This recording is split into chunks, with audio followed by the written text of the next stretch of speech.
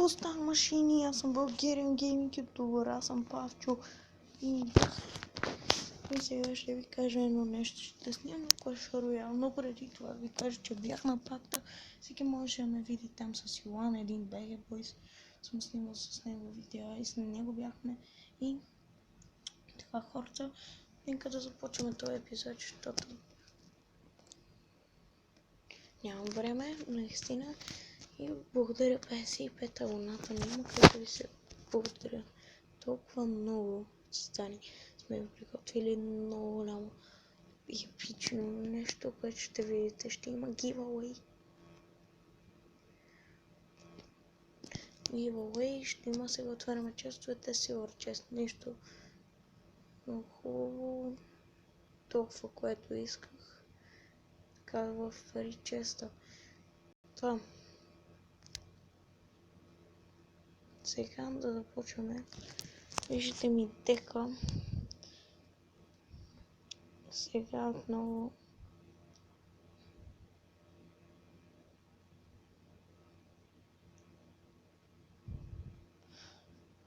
нека да започваме с първата битка. Да видя този дек. С един приятел играхме и ми каза, че ще ми направи хубав дек и аз му дадох и ми го направи.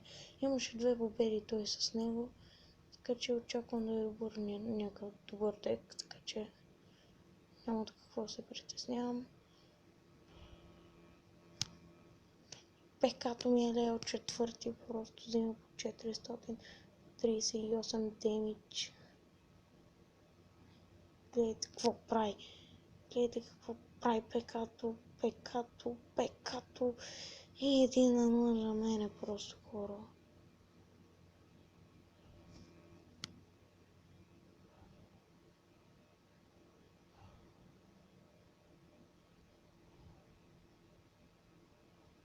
Просто този дек крати мивки.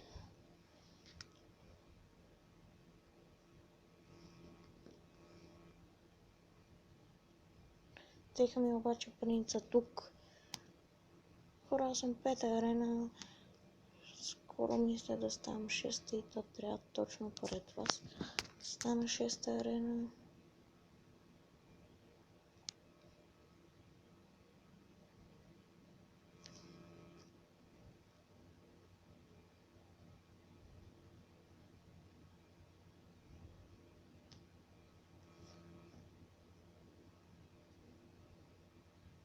Виждате, тези гоблини са много бързи и добри. Хот райдера.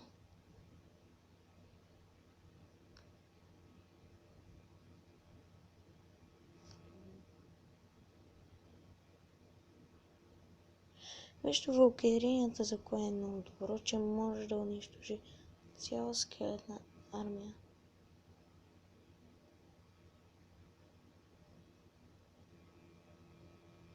Вижте, някой ми пише, но няма да му отговоря точно сега, защото винаги си намерят място. Хората сега не ми пишат, когато играя или снимам нещо важно като клипа в момента, защото отдавна не съм снимал клипове. Не ми не взема нищо тази не знам, 28 секунди, той е такова, обаче много така.